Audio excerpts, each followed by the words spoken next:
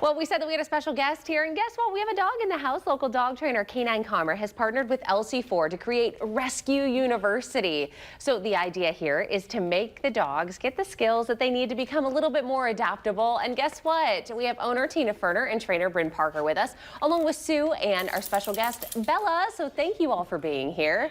So what is Rescue University? So Rescue University is a partnership that we have with LC4, and what it is a training opportunity for the shelter dogs to hopefully help them become more adoptable.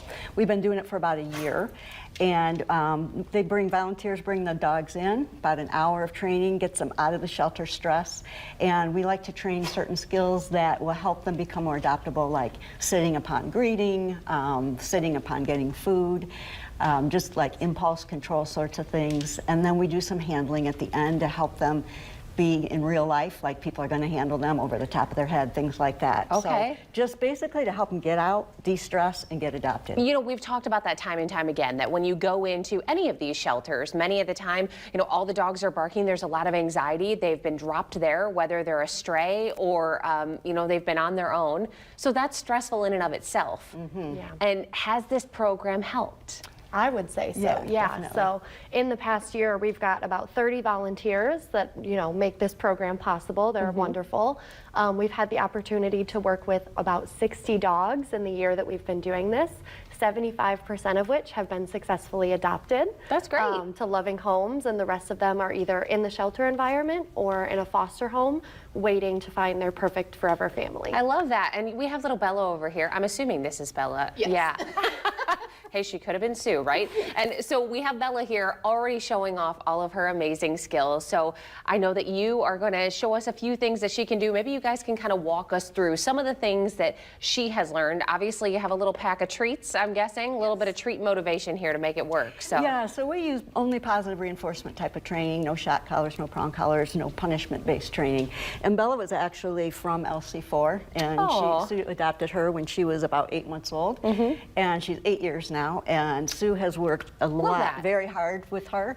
And you know, the thing is, when you do training, it builds the bond, and you're less likely to give up on your dog. You know, I think that a lot of us forget that, right? Even being a dog owner, you do that when they're puppies. Maybe you do that when you first get a dog. Right. But you're saying 8 years later, you're still doing that. Why do you think that that's important, Bryn?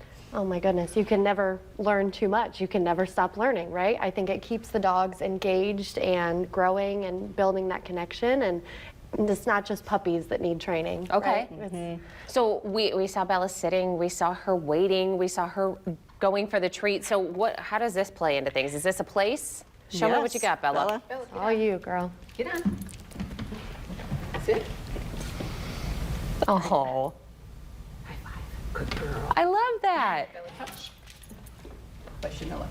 Back up. So what is she doing right now? She's working her hind legs right now and stepping up onto the step there.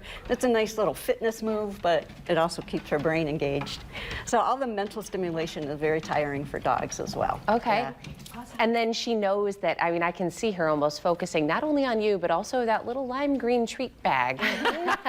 That is the beauty of positive reinforcement training. They do it happily. And dogs love to work.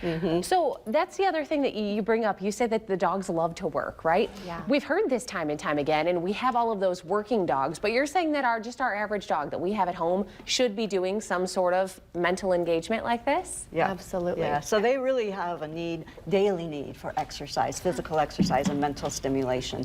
And that prevents behavior problems. Is a walk enough? Probably not for most dogs, but you know, a walk and then maybe do a couple little training sessions or food puzzles, things like that. Okay, all right. Well, Bella, I am so impressed with you, my dear. She's like, you don't have treats, lady. You're dead to me. Well, thank you so much for coming in, showing it off. Canine Karma, positive force-free training located over on Angola Road. I know that you have the partnership with LC4, and that's what we were talking about today. But can anyone visit your facility and then sign up for some help? Absolutely. Yeah. Yes, we have all kinds of wonderful classes. All right. Well, ladies, thank you so much for being here. Am I allowed to pet Bella? Aim beyond her chest. Okay. Hey, Bella. Oh, she's so sweet. All right. You know what? You have the treats, right? All right. I'm going to send it back to you, Eric. Eric, you know me. I just want to give her a hug. Well, I yeah. just want to be like, good job. You're For so sure. sweet.